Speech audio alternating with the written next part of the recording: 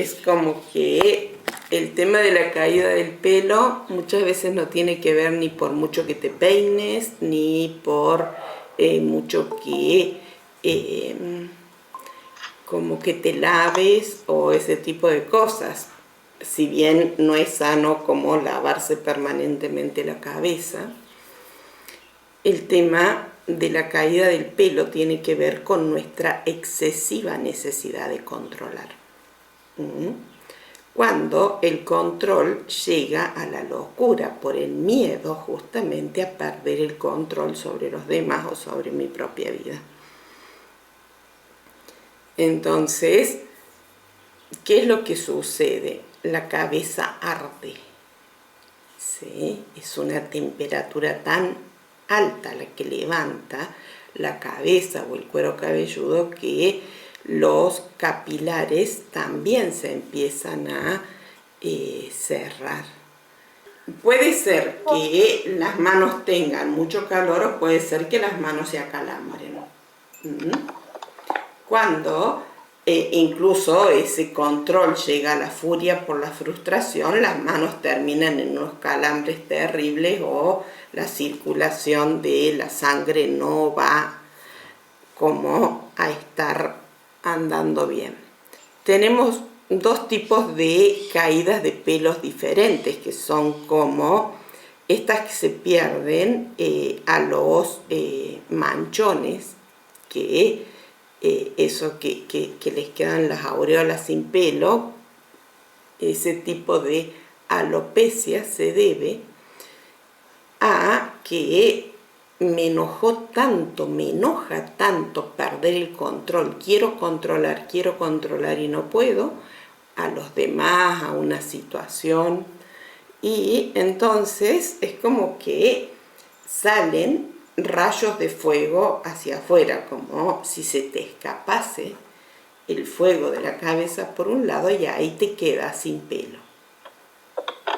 Y hay otro tipo de control que tiene que ver con el control excesivo como permanente, la fuerza que hago para que las cosas salgan, que hacen que mi cuero cabelludo se endurezca tanto que va cortando los capilares y entonces es como que el cabello se corta o se le va afinando tanto, así por pedazos, es como que se afina, se engrosa por la rigidez del poro capilar, que entonces ese cabello se resquebrajea y se cae de otra manera.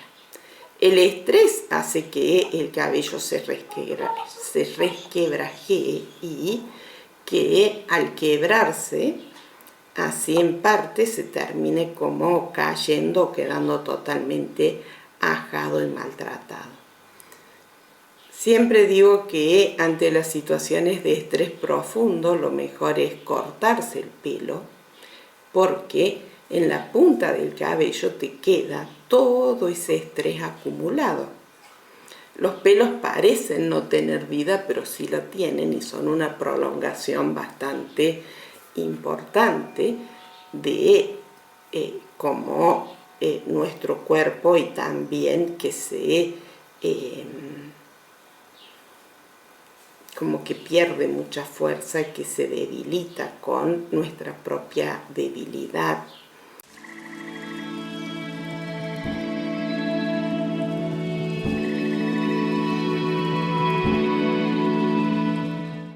Todas las personas que son controladoras es porque tienen miedo.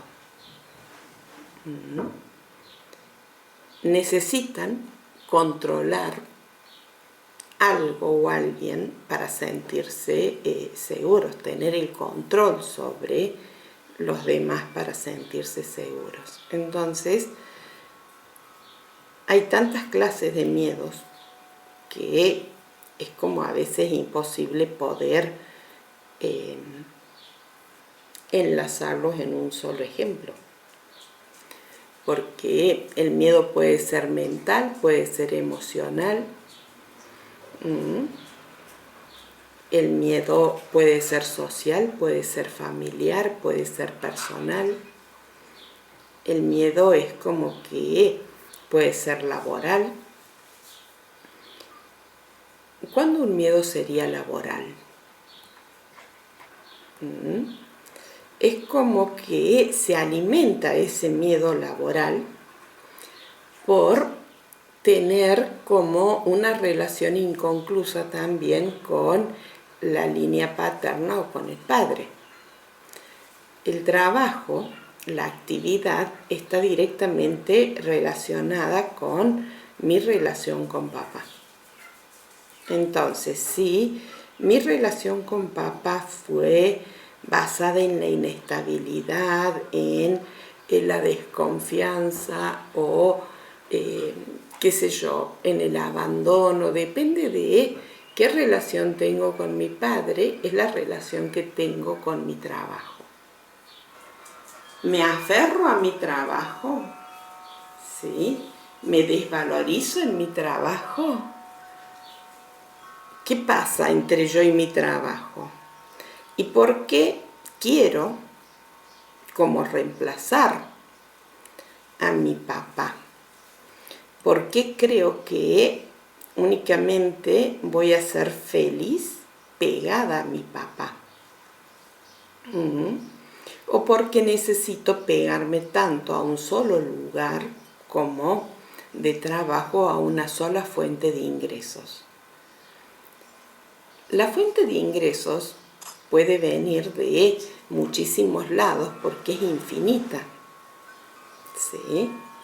En medida en que vamos sanando esa relación con nuestro padre o el hueco que nos quedó de lo que nos faltó cerrar, va a ser más y más segura mi relación o mi estabilidad laboral.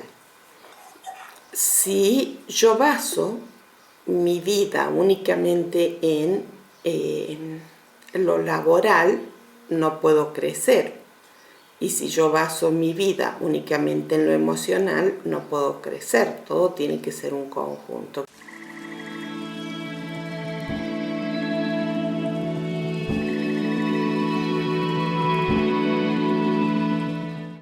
Justificar es criticar. Mientras que estoy juzgando, necesito escribir. Mientras que estoy justificando, necesito escribir. ¿Por qué? Porque la justificación y el juicio vienen de un mismo lugar. Cuando critico demasiado algo o alguien, entonces lo justifico si no quiero ponerlo en palabras. O si critico mucho a alguien y justifico mucho a otro, también al que aparentemente estoy justificando lo estoy criticando. Tanto la crítica como la justificación les arruga todo el pico o el hocico. Entonces, si se llegan a empezar a encontrar con rayitas alrededor de su boca, entonces es aprender a parar la cabeza, aprender a parar como esa necesidad de estar criticando, juzgando otras formas de vida, que viene del pretender enseñarles a todos cómo tienen que vivir. Porque cuando yo necesito enseñarles a los demás cómo tendrían que vivir, entonces empiezo a caer en la cuenta de que por qué no estoy de acuerdo en cómo ellos viven. ¿Y quién me dio el permiso a mí para juzgarlos o justificarlos? ¿Por qué necesito victimizarlos o por qué necesito culparlos de todo lo que sucede en su vida? Déjalos ser. Mira lo que te molesta de ellos o lo que te gusta de ellos para potenciarlo, disolverlo en vos. A ver, ¿quién no tiene la abuela o un familiar con toda la boca arrugada? Que si no tienen toda la boca arrugada, tienen todas las articulaciones deformes. Pero hay algunas personas que tienen las dos cosas, ¿no? Y se van consumiendo en esta gran necesidad de criticar permanentemente al mundo, aunque no se note externamente.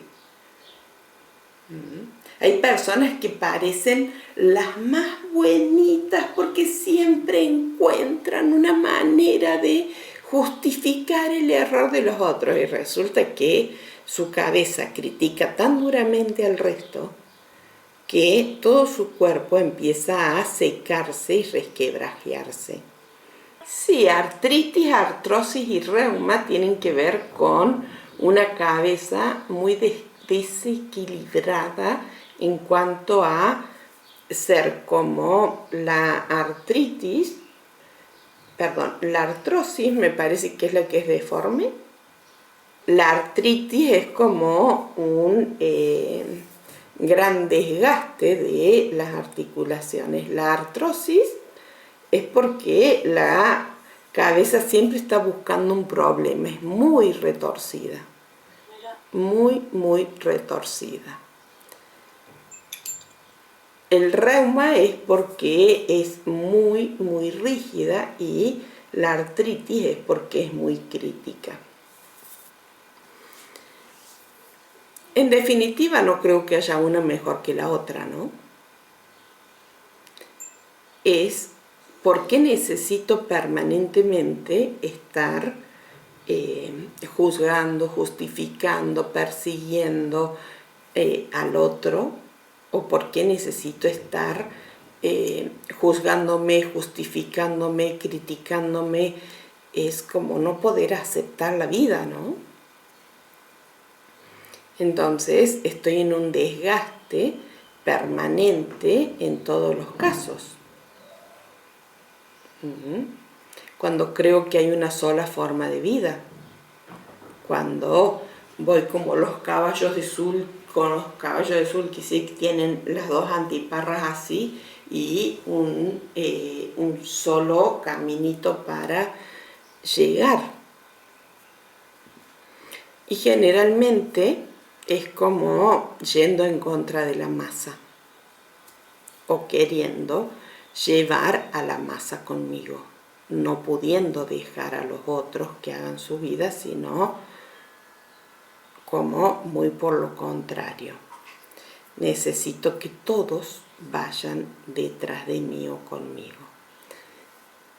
Al tener mucho miedo de quedarme solo, al tener mucho miedo de que me pongan una mala nota, al tener mucho miedo de que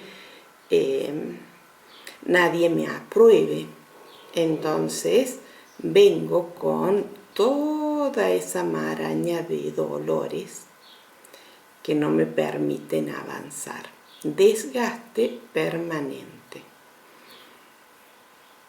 Y fíjense que empezamos hablando del pelo. Ahora hablamos de los huesos, nos faltan las uñas y estamos con todas las partes duras del cuerpo, ¿no? Todo lo que tendría como mucho más queratina. Bueno, los huesos tienen más osteocitos, pero cómo nos desgastamos en la necesidad de controlar, y cómo controlamos en el miedo de perder. ¿Sí? El miedo nos afecta de todas las maneras, porque muchas veces les expliqué que la persona muy miedosa emocionalmente es aquella que agrede, la persona muy miedosa emocionalmente es aquella que tiene mucho hedor, que suda muy hediondo. Cuando estoy frente a alguien que tiene mucho olor, o si en un momento largo mucho olor, es porque, wow, tuve miedo. ¿De qué tuve miedo? Ahí, en ese momento que descubro que tuve determinado tipo de sudoración, empiezo a observar y puedo descubrir qué tuve miedo ahí, a qué o de qué modo, o a qué memoria fue en mi inconsciente para que yo tenga este olor determinado.